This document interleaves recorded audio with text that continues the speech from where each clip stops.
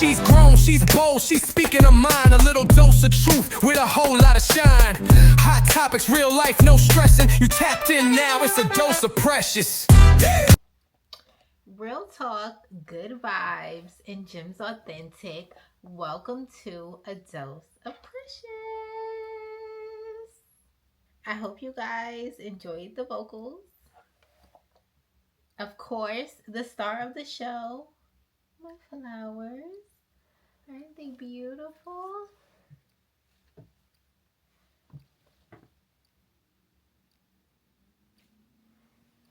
Okay. What did I want to say? It's a check-in. I have no complaints. I'm in a really, really, really good mood. I don't know if it's because my birthday is coming up, but I am just in a magnificent mood. Happy Pride Month. Is there anything else I wanted to say? I don't think so. The weather is getting warmer. Oh, I did want to say that I went to all you could eat. Well, I shouldn't say all you could eat. I went to go and get sushi at this place I've been wanting to go to for a while. I was underwhelmed. I'm starting to think that maybe I have high expectations for restaurants, but I don't think so because, you know, I've eaten at, if you're from New York, you know BBQs. Their food, horrible. But the experience was still good. And I've gone to Applebee's. And I've gone to, what's the other place? Red Lobster. And I've gone to and I don't know if I'm older, so my taste buds are different. But underwhelmed, nonetheless. I've gone to, there's another sushi place, and they kind of have not the same exact setup, but a very sim setup, and I enjoy their food, but I haven't been there in a while. But I've gone to that place a few times, and I thoroughly enjoy their food. But I don't know, it's like, as I've gotten older, there's certain things that I used to like that I don't like now, and vice versa. And so I'm like, are my taste buds just leveling up to where I can't go to certain places because I think the food is disgusting? Or am I in a space where I'm surrounded by places and their food is just horrible? I don't know. I say that, but I can also say that there's this, you know, this hood where I'm from, we would call it like a chicken spot, and their chicken is magnificent, and the fish is superb, and the shrimp is always on point. Now the fries can be hit or miss. Recently they've been more of a miss. Before they were very consistent. Either way, right? The food is on point. But I go to certain places and I'm like, what the fuck is this? Is it me? Or y'all niggas can't cook? I'm gonna say y'all niggas can't cook. That's what I'm gonna go with. And you may be like, well, bitch, are you able to hold yourself accountable? I am. You niggas can't cook. Your food is terrible. Get it together. Moving on.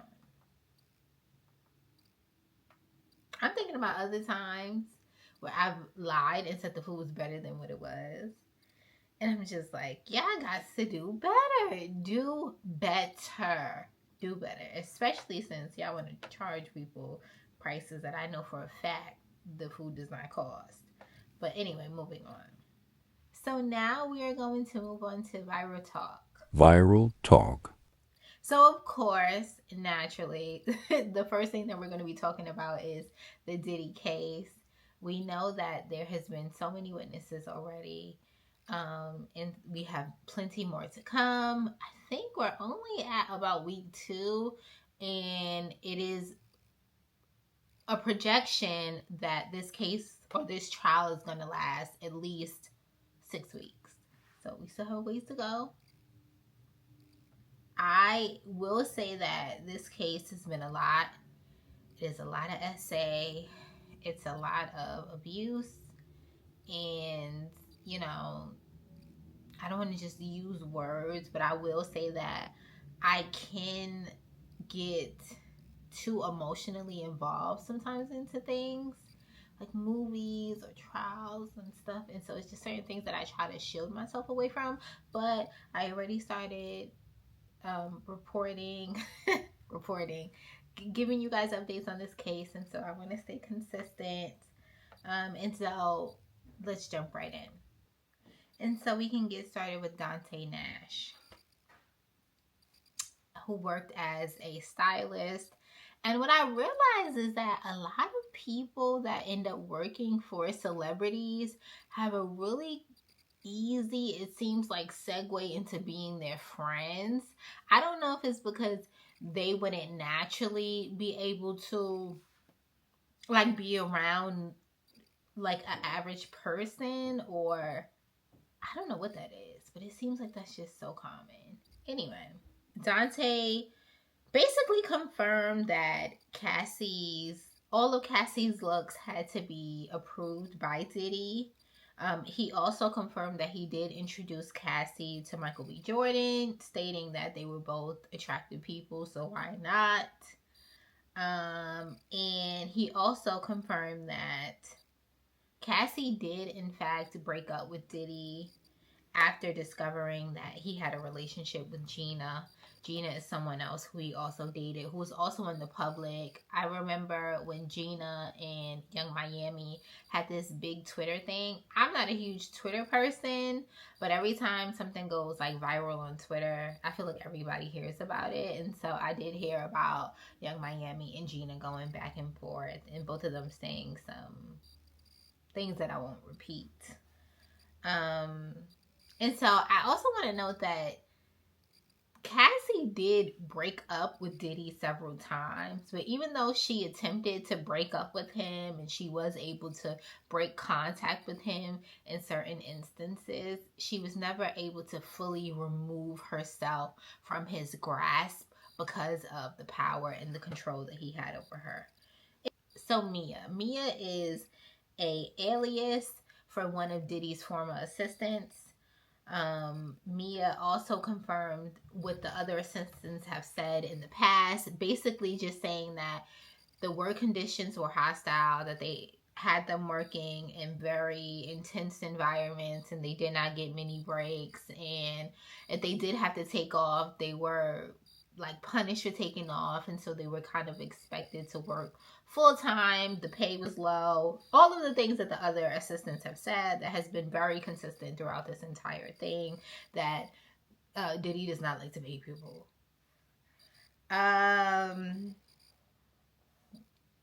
Mia also alleges that she was sexually assaulted several times, and that she was not only given drugs freely by Diddy, meaning, you know, he essentially pressured her into, well, I shouldn't say freely. He essentially pressured her into taking drugs.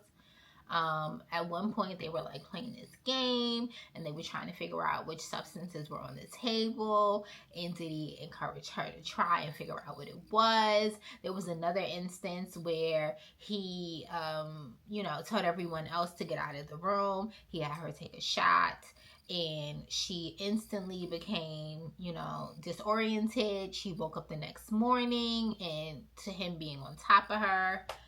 And so she recalled a lot of events. I won't go too much into detail of him sexually assaulting her not feeling comfortable to say no because this is someone that she feared, which is also something that is very consistent amongst pretty much everyone that has come on the stand so far, aside from the sex workers. Only because, well, I shouldn't say only because, but what my observation of it is the reason why they didn't feel fearful of him is because he didn't really interact with them. There wasn't really any need to. They have a job. They know what their job is. They came in. They did their job. If they couldn't do their job, then they were replaced. But they were the only ones that did didn't really see the violence and weren't really exposed to that side of him. Everyone else, though, everyone else that has come up, all of the other witnesses have been very consistent in the fact that he has these mood swings, that he goes into these rages. It's typically seen, I would say, okay, I want to say that it's mostly towards women, but it's not only a woman thing, because he blew up Kid Cudi's, allegedly he blew up Kid Cudi's car. And so pretty much every other witness testimony has been very consistent with him being emotional, him being like irrational at times, him using drugs excessively, him being violent, short-tempered, all of the things. So I want to point that out as well. This Mia person also sued Diddy. She sued him for $10 million. She was able to settle for $500,000. I think out of the $500,000, she only received $200,000. She made it very clear that she is a people person and that she had a trauma brain as opposed to a logic brain. And so that's why she reacted to some of the situations in the way that she did, meaning because the defense, Diddy's defense, or Diddy's attorney or lawyer was basically asking her, if he assaulted you, then why would you say happy birthday? If he assaulted you, then why would you writing him these messages? And so basically trying to get an understanding of why she reacted to some of the situations that she did. I think that is very obvious. I mean, the first one being fear, right? If you know that you, and I said this before, and I've used other examples before of me, like somebody trying to talk to me and me doing what needs to be done in order for me to stay alive as a woman, I can fully understand that. But clearly they don't fucking get it. So here we are again, right? Essentially asking the same question. Why is it that he is being painted as this monster, is that he is being painted as this aggressive, violent, controlling person, but everybody still is around him and everybody still loves him so much? We know that there is a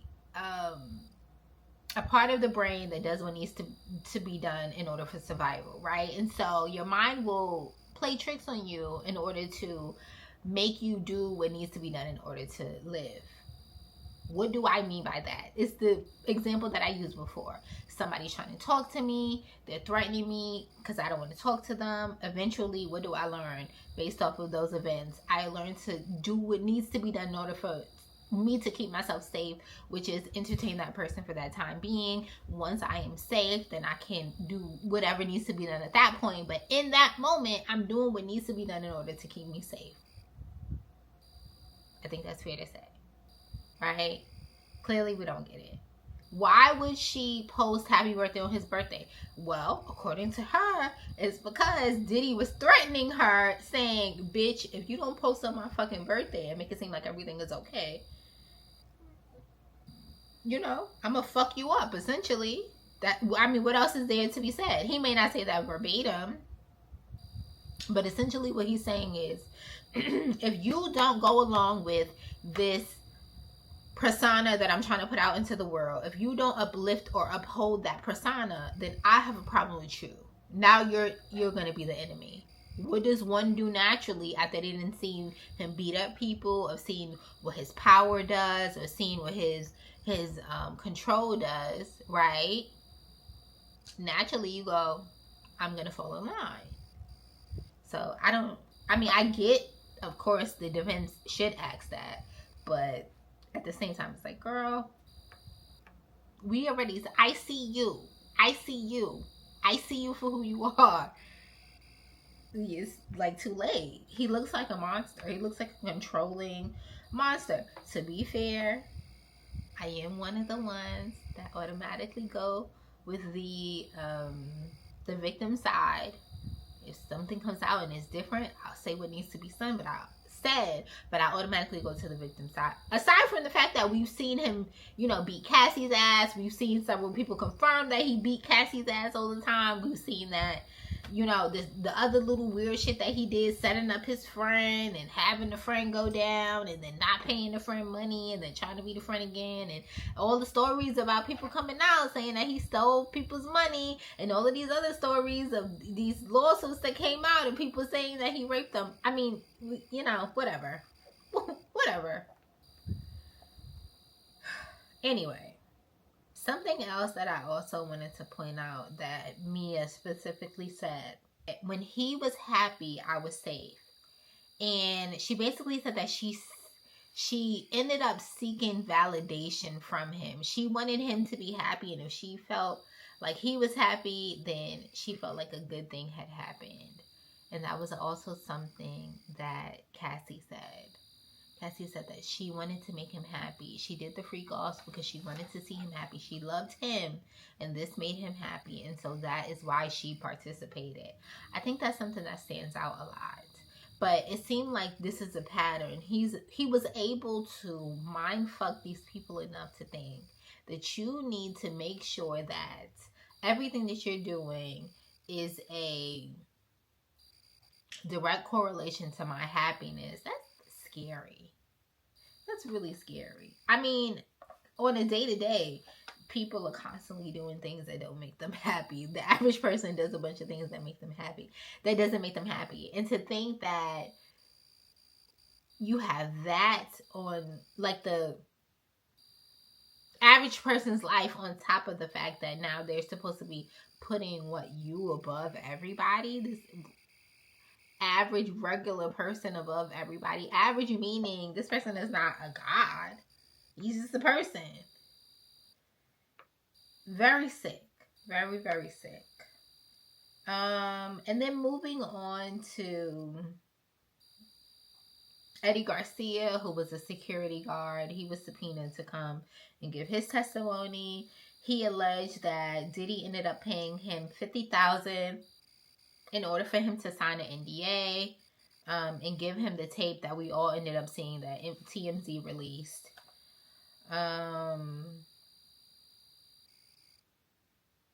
He also used intimidation tactics, specifically with Eddie. He was able to get his personal number. Eddie doesn't know how. Called him and said, well, you know, I really want us to work together to figure out how to come to a solution. And this is how Eddie ended up signing the NDA. Diddy also made sure to get everyone's ID at that time in order to make sure that, you know, he has a way to track everyone in case things go left, which is also very shady. Very, very shady. There was a lot that happened this week. Again, I think that the prosecution is doing an amazing job. Have the prosecutors proved RICO against Combs? Let's break down everything the prosecutor said that they were going to provide evidence for to charge Combs with racketeering conspiracy. I'm an attorney and I read what happened, so you don't have to. Combs is accused of leading a coordinated criminal enterprise, using his business empire, employees, and influence to control and abuse women, protect his reputation, and conceal his criminal enterprise.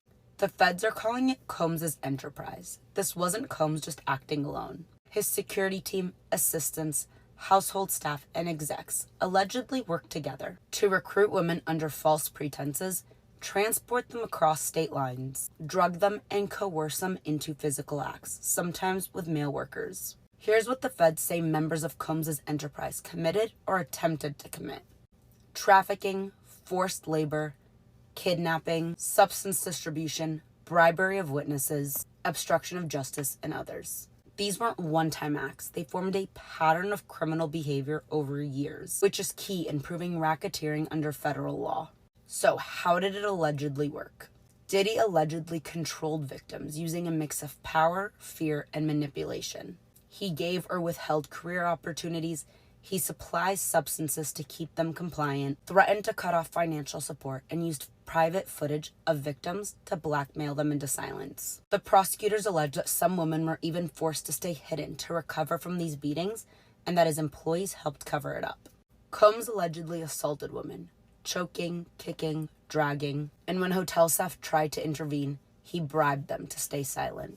Employees and associates sometimes carried firearms, and Combs allegedly used those to threaten victims and witnesses. When accusations started to surface publicly, the prosecutors claimed that Combs and his team bribed and intimidated witnesses, created fake narratives, and recorded phone calls to try and control what victims would say to law enforcement. Prosecutors argue that Combs didn't just commit crimes. He ran a business enterprise that enabled them, using power and loyalty to control it. If you don't know, there was also talks of Donald Trump possibly pardoning Diddy. He hasn't even been convicted yet, but there's a possibility that Diddy may be pardoned by Donald Trump because they were buddies at one point. Allegedly, Donald said that Diddy has said some disparaging things about him at some point in time. I don't know. This reality that we're living in is really interesting. Moving on. Back to Trump. Trump pardons the Chrisleys. Now, this is what I will say about the Chrisleys. Don't fight me. I watch their show. I enjoy them. I do. Now, is it far-fetched for me to believe that they are MAGA? It's not. The only thing that would make me think that they may possibly think twice about it is because they have a little black granddaughter. They have a little black baby in the family. And she's super cute. And they took her in. They adopted her. And they raised her. And all of these things. And I think that's so amazing. But, it's not far-fetched. They're white. They have privilege. They were able to live a certain lifestyle.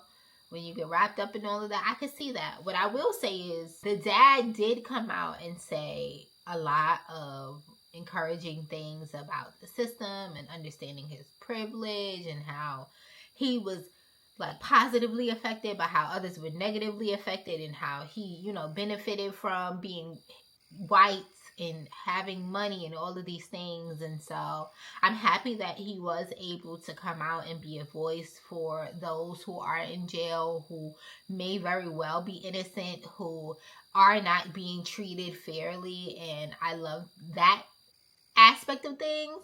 Do I think he's guilty? I mean, I wasn't on the jury, but you'll be surprised how many people are out here scamming. The girls are fake rich. The bitches are broke, okay? And that's not me trying to be shady. Listen, I am in no position to be talking shit. What I will say is, you bitches are broke. And that's okay to not have the money right now. That doesn't mean that you need to go out and rob people for it. And I think people don't think about it like that. But when you're scamming, essentially, what are you doing? You're stealing somebody's money. So, what do you, I don't understand how that's, armed robbery. Yeah, that's more intense, but the truth is you still took the fucking money, but they put it on different, whatever. The trauma, yeah. Wrong is wrong. And, wrong is wrong, and I don't think he's innocent, is my point. That's the moral of the story. I don't think that Christie is innocent. I don't think that's his name. But I don't want to look it up. I should. Okay, I will. Todd. That's his name. Todd Chrisley. I don't know where I got Chris Chrisley from. Todd. That's my one. Okay? Is Todd gay? Yes. Did he have a great time in jail? I think he had a magnificent time. Okay? He was the nigga in all the booty hole he could get. Now, his wife, on the other hand, I think she may have suffered. And although he may not have wanted to be in jail, I don't think it was the worst experience for him. Her, on the other hand,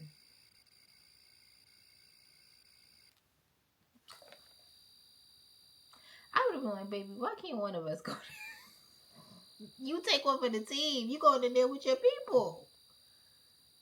Why do I gotta suffer? Okay, moving on. Trump pardons the Chrisleys. It doesn't surprise me. I don't know exactly how he's picking and choosing the people that he decides to pardon, but it must be a very interesting process. Off of the top of my head, he's pardoned Kodak Black, which is super random. Well, actually, Kodak Black then came out and said that he supports Trump, so that makes sense as far as him trying to get the younger black vote. And then he pardoned the Chrisleys, and I could only imagine the type of people that watch them, because they give like trailer park to mansion, so I get how, like, yeah. And then he's pardoned some other black rappers and also trying to get the black vote. And so it's just everything is a fucking mess. I don't know what the fuck is going on, honestly. Moving on to Cardi B and Offset. So we'll listen to Cardi B's rant. A lot of people have been talking about it. We know that Cardi B and Offset are going through a divorce. I feel like this is like their umpteenth time. Well, Cardi's umpteenth time of threatening him with a divorce. I think she's serious this time, though. She's moved on with the boo. She has her new boo. They done popped out together officially. They've been outside together, but now they done popped out together officially, meaning they post each other on social media. And so it's giving real cute. And the more she moves on and she's happy, she's living her life, the angrier Offset seems. It's crazy, honestly. So yeah, let's listen to what she has to say. You're in the Atlanta house. You're in the Atlanta house right now. And your bitch be going over there. And I want you, and you know what's so crazy? I be wanting to go over there and clap shit the fuck up. Cause at the end of the day, I'm paying for the bill and that shit. Cause you haven't paid shit for a whole year. But you know what? You harass me so much when I be with my nigga that I just want peace. I want peace. You want to be with your bitch in this house? Alright, fine. Just please leave me alone. I just want niggas to leave me the fuck alone. I just want to be left alone. I want to be free. What, baby, whatever the fuck you want, I'll give it to you. I just want to be free. I don't want to be called 40,000 times. Threatening me, and threatening me. And I've been trying to protect your image. But you asking me for spousal support. And it's like, wow, that's some real bitch nigga shit. You trying to make it seem like because I'm a bad mom. Well, when you tell niggas that I'm a bad mom, make sure you tell niggas that Cardi B, Belcalis, Marlenis, Amanzar is paying $50,000 a fucking month for her kids. Cause you don't help me with nothing. Go tell the people when's the last time you seen your fucking kids. And you know what you did? You know what you did? You know what you fucking did? You coerced my daughter. You did a video and you keep threatening about this video. I don't give a fuck, nigga. I take a picture every single day. I can tell y'all every single day where I be at. At work. You coerced my daughter to say on FaceTime, oh, I miss my mommy. She's never here. She this, and that. And every single day you threaten me with that video. Like if I don't be busting my ass for them motherfucking kids, nigga. The fuck? Fuck ass nigga. And you know I was gonna stay quiet. But you're not gonna be sitting here in the industry trying to say that I'm a fuck mom. Nigga, I'll bust my ass for these fucking kids. And you haven't helped me with shit for a year.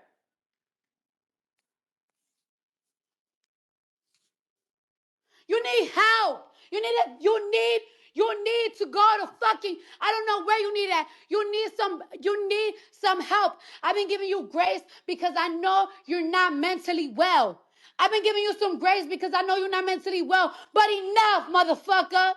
As we heard, Cardi B is not only alleging that Offset is harassing her and he won't leave her alone, but she's also alleging that he does not do anything for their children. Are we surprised though? He has all of these kids. I am very suspicious of men that have a lot of kids, and the kids come from broken homes. Now, of course, he did marry Cardi, but it was just never really giving. It was never giving Dad of the Year. It was never giving great husband. When a man puts you through shit from the beginning, I just want you girls to know, and this is all I'm saying. I don't think you should be having babies with these niggas, but I just want you to know that when you're going through stuff from the beginning, 9 times out of 10, there's always going to be stuff. Well, there's always going to be stuff regardless. But when you going through real shit from the beginning, she was dealing with cheating from the beginning. He was just like doing whatever. He has been disrespecting her and embarrassing her from the beginning. That shit doesn't just one day suddenly stop. He doesn't get a certain age and all of a sudden he turns into this brand new person. I think for a long time, even with myself, I was like waiting for this switch, like the switch where you're like just so this or you're so that, like you're older now and this happens. And no, that's not how it goes. Either you work towards that and like it's an active thing because you're actively working towards it, or you just become a 19-year-old in a 40-year-old body, or then you're 19 in a 41-year-old body, and then you're 19 in a 42-year-old body. And so some people just developmentally don't go past a certain age because they're not willing to put in the work to continue to grow and to continue to evolve and continue to develop.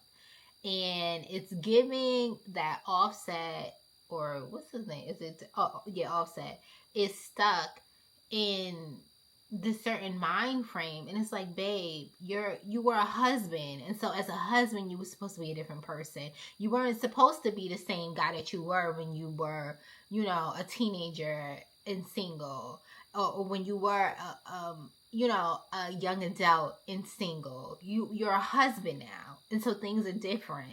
Or even when you became a dad, like things are different now. You have to move different. You have to maneuver different. You have to mature. You have to grow. You have to evolve. And if you don't put in the work to do those things, you're going to get a grown man that's acting like a child.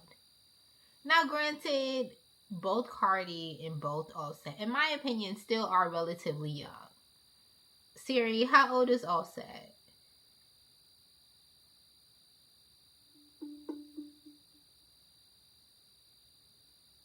Okay, I found this on the web for how old is Offset.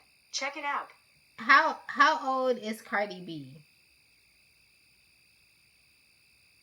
Cardi B is 32 years old. How old is her husband, Offset? Offset is 33 years old. Okay, so they're both relatively still young, although, right, we have to still hold them both, well, hold him accountable, because 33, you're an adult. And so as an adult, you gotta like grow up, and you have to be mature, and you, at some point, you have to hold yourself accountable. And it's hard. There's been plenty of times where I held myself accountable and it's hard and it's not fun and I don't like it. But that's what comes with being an adult. He asked Cardi for spousal support. I'm like, how you gonna ask her for spousal support and you don't want to take care of the kids? Now, when you ask for spousal support means that you live a certain lifestyle, and so that other person that may not have the funds to obtain that lifestyle gets to maintain their lifestyle. They don't get to go from being in a mansion to being on the streets. Although, I think that if the other person is taking care of the kids, if the other person is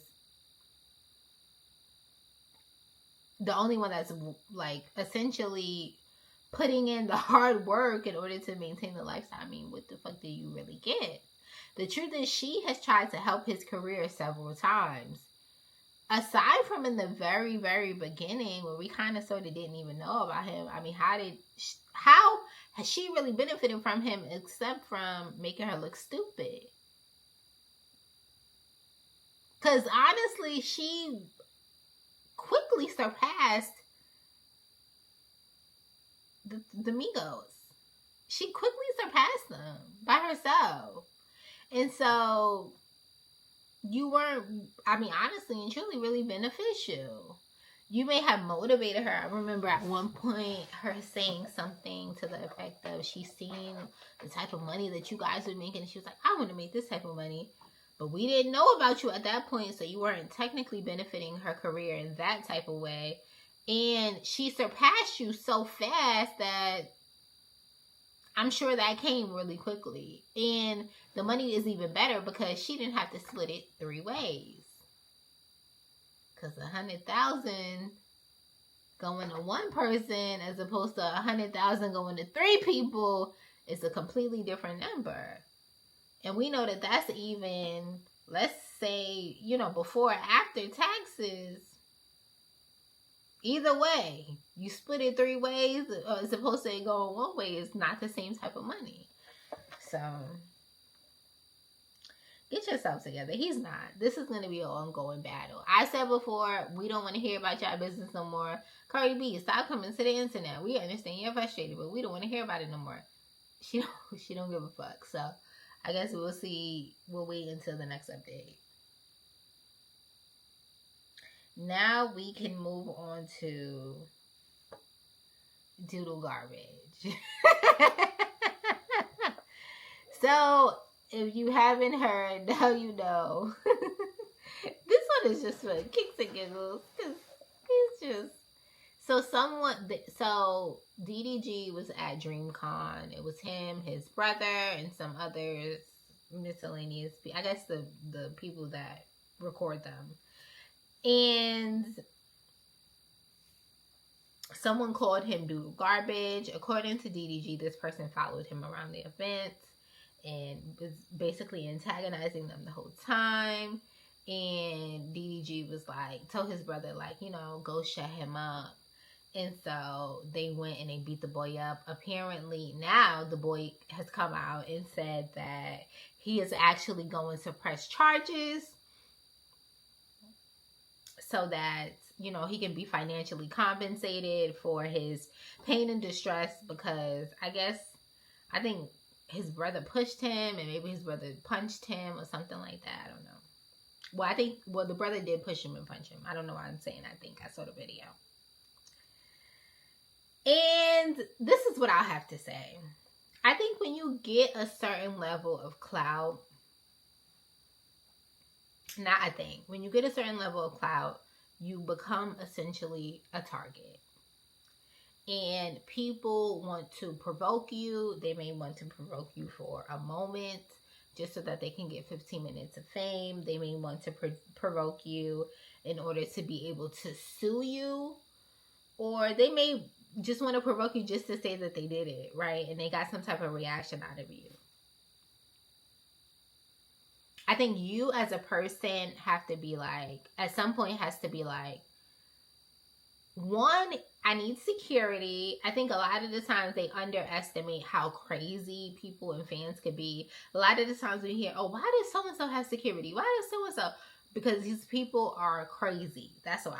And I think they need security, because the security guard would have been separated them. They would have been able to, at least to some extent, try to diffuse the situation so that it wouldn't have to get to the point where someone got physically assaulted.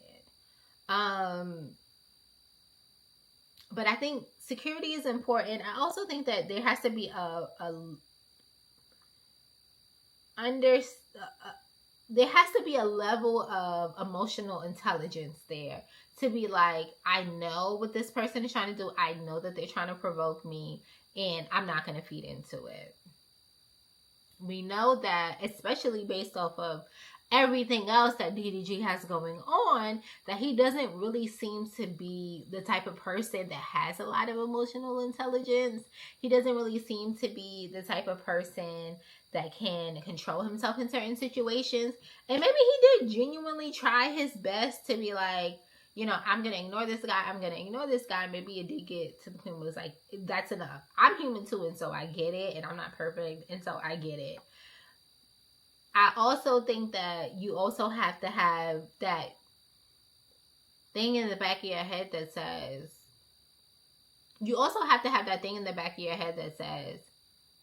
is everything that I worked so hard for worth this? Is it worth this moment? In this moment, is it worth it? And 9 times out of 10, it's not, right? Again, people are most likely looking for a viral moment. They're looking to just be able to say that they did it, right? Some clout, whatever. They're looking for a payday, essentially. And you have to be the person to be like, I'm not going to give you that. You're not going to get that, not from me at least. You may be able to get it from someone else, but you would not get that from me. That's what you have to be willing to say. But yeah, that's just my opinion. I think doodle garbage just is very immature. And I get that it would be annoying, but that's so third grade. Moving on. So now we're going to move on to Show show recap. Of course, again, we're going to be speaking about, let me not roll my eyes, Real Housewives of Atlanta. Once I find a new show to watch, we're going to review a new show. I want to do a show because I like the pattern of following the show each week and stuff like that. And honestly, there hasn't been a lot of stuff that's like, that I've watched consistently enough also. And so that's another thing. But I just, honestly, I've said this from the beginning. I'll say it again now. I just have not super been enjoying it. I don't know if it's just me. I don't feel like it's just me. I think that there's a lot of influences that I feel like are gaslighting me, essentially, talking about how good it is, and I'm just not getting the vibes. Every once in a while, there's a good kiki, but yeah. Half of the time, I'm watching the show, and it can barely hold my attention. Again, that could simply just be me, but I doubt it. So we're going to start from, again, the top of my head. I don't even need notes. I didn't have any notes, being completely truthful with you. We're going to start from this. Whatever I remember, we'll talk about it, move on, whatever. So the episode begins at Shamia's house. And we see Shamia and Kelly. We know the last episode, we seen that Shamia and Kelly announced that they were going to be going to Grenada. I'm assuming that they sent out, this mass text to everyone to let them know, whatever, inviting everyone. They also spoke about giving back to the people in Grenada because they had just gone through a hurricane, I believe. We see that Britt comes to Shamia's house while Kelly is already there. And she gives this tiny, tiny box of things. I think that's really on brand. Kelly said something in one of the after shows, and I think that this is so true. I don't know if maybe she didn't say it on one of the after shows, but I know Kelly said it somewhere. It could have been an after show, it could have been another episode. I'm not exactly sure. But she was just basically like, I don't think that, what's her name? I don't think that Britt knows what to do in certain situations. But I think that Britt just wasn't exposed to certain things, and so she just does not know. That event was probably her first real event, and that's why it went so horribly. I think that if you watch the show, though, you know how important events are. One is very telling that she had her first event so late in the season. Two is very telling that you thought that you was going to be able to finesse. Clearly, a lot of the girls, not clearly, if you don't know, a lot of the girls that go on Real Housewives try to portray a certain lifestyle, and they're not living that real lifestyle. So they try to act like they're so rich, and the bitches are not as rich as they make it seem. So having these parties, I don't think sometimes people realize how expensive these things can get. This is me trying to defend Britt, even though I don't really like her like that. The point is, she didn't feed everybody at her event, and just the whole, I spoke about this last week, but the whole setup was just a mess. They tried to be nice to her. They let her know, we had a great time at the event. But of course they did. They got fed. They got a gift. That's not everybody's experience, though. And I think, back to my original point, I think Britt just doesn't know. I think she just doesn't know. You don't know what you don't know. She could have used ChatGPT. She could have got an official event planner and just kept it under a certain budget. That was also another option. But she didn't.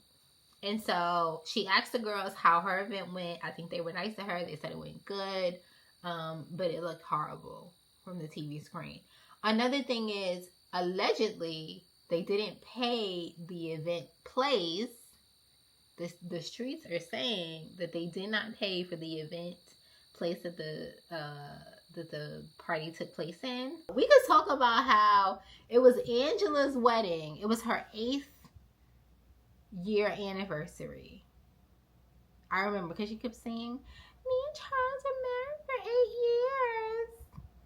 8 years. And Charles wouldn't answer the damn phone. I want you to know now. I want you to know right fucking now. If I called my nigga phone and he didn't answer, oh, it would be World War III. It would be World War III. Especially if I called the phone if he didn't answer on holiday. An anniversary, a birthday, that's a motherfucking holiday, bitch. We have a problem. Houston, we have a problem. And it just, Charles hates that lady. Oh, he hates her. He hates that lady down. Okay? It's nothing that you can convince me, that you can tell me to convince me that Charles don't hate that lady. He hates that. He hates that bitch. That's how, this is his words. I hate that hoe. That's his words. He's just like, oh my gosh. And then everybody that comes up here, did you know that Charles was married? No, I didn't know Charles was married. I'm like, oh my gosh, girl. And then every other word I heard in her mouth is Charles, Charles, Charles, Charles. No wonder she's a great sparring partner, because she has enemy number 1 at home. She gets to practice all the time. Her comebacks are on 1,000 because she practices all the time. She knows exactly what to say because that man hates that bitch. She's not a bitch. She's not a bitch. But this is the energy that he gives her. I personally, she seems like a wonderful lady. She seems like a wonderful lady. I think she's very entertaining. I think she's gorgeous. I think she's beautiful. The body is tea. I have no complaints. I don't even mind the Janet Jackson nose. I mean, oops. Like Janet. I don't mind the Jackson nose, though. It doesn't bother me. It does not bother me. But it bothers that man. And that man hates her. You heard it here first. But you didn't hear it here first. You saw it on the show first. What else? Oh, this is what I was going to say. And then Brittany trying to end off the episode saying, I heard something. And mind you, my voice is already nasally. I have something I want to say. Oh my gosh, she's so fucking annoying. I don't know why I did that. I hope I didn't mess up my nose makeup. Is she so cute? Anyway, there goes Brittany with her damn, I have something I want to say. And she basically brings up Phaedra's ex-husband, Apollo. Don't nobody give a fuck about Apollo. And you know what I think it is? I think that they know that Apollo gets a kick out of Phaedra. And so everywhere that Phaedra goes, Apollo is going to always have some type of in, because they know that if they want to get a rise out of Phaedra, all they have to do is bring Apollo. Now, let's talk about Phaedra for a second. I know that the girls think Phaedra is iconic and she has all these lines. Allegedly, because I don't even know that to be true. What I will say is, I have never personally been a huge Phaedra stan, and so, you know, her coming back, I'm just like, girl, you thought you ate and you didn't. You didn't eat on Married to Medicine, because that's my show too, and you didn't eat yet. Now, has she came back and did a little 1-2 with her little slick comebacks? Yeah, she always got something slick to say. But I just feel like, honestly, you know, did they really need Phaedra to come back? No. I think that they should have. If they was going to... Okay, we won't go back in the past. We won't go back in the past. We won't go back in the past. Stay in the now. Stay in the now. I am not super here for Phaedra. Moving on. Now we're going to move into comment confessions. He left me on rent for 3 days, so I showed up at his job. I know what you're thinking, and yes, it sounds crazy, but let me explain. I, 29 female, have been dating this guy, Marcus, 31 male, for about 2 months. We met the old-fashioned way. He slid into my DMs after I posted a selfie with a cinnamon roll the size of my head. Romantic, right? Things were going great. Dates every weekend, random FaceTimes, even a little toothbrush space in his bathroom. I wasn't planning our wedding or anything. Okay, maybe I practiced my signature with his last name once, but it felt promising until Marcus went missing. Not like the true crime missing, just emotionally unavailable with bad Wi-Fi missing. After a super flirty Sunday night FaceTime, he suddenly ghosted. No text, no call, no meme reaction, just silence. Day 1, I brushed it off. Maybe he's busy. Day 2, I checked his socials. Active 10 minutes ago. Day 3, I spiraled. Ate 2 cupcakes and reread our text messages like a forensic scientist. Why was there a period here? Was that a cold K? I did what any emotionally stable woman would do. I called my best friend Bree. Me. Should I pull up? Bree. To his house? Me. No. Worst. His job. Backstory. Marcus worked at a fancy furniture showroom. I'd only been there once when I pretended I needed a velvet couch for my loft. I live in a 1-bedroom with a broken Keurig. So yes, I pulled up. Hair laid, lip gloss popping, pretty fully loaded. I walk in like I'm browsing. The receptionist offers help. I casually say, "Oh, I think Marcus helped me before." Then I see him. He freezes. I freeze. Time freezes.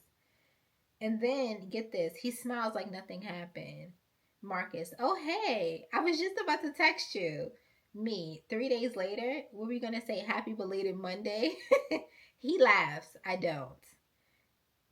Then the plot twist hits harder than a $12 cocktail. Marcus says I was ghosting everyone. I was in jail. I blank. He pulls me into the back room and shows me the actual paperwork. He had been arrested over a mistaken identity tied to a traffic stop and a guy with the same name and birthday. He spent 48 hours in a holding cell and just got out the night before. His phone was still an impound. I felt like a villain in a rom-com. I immediately apologized for assuming the worst. He laughed and said, "Honestly, I needed a laugh. You showing up to my job looking like a revenge angel was top-tier comedy."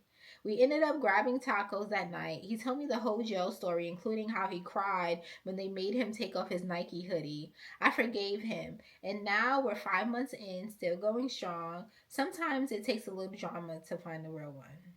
That was cute, I guess. Maybe I'm not in a lovey-dovey mood. I'd be upset. Would I have showed up to his job? I'd like to say I'm not that crazy. You're definitely crazy for showing up at his job. No, I've never showed up at anybody's job. I try not to do pop-ups. Heavy on the try.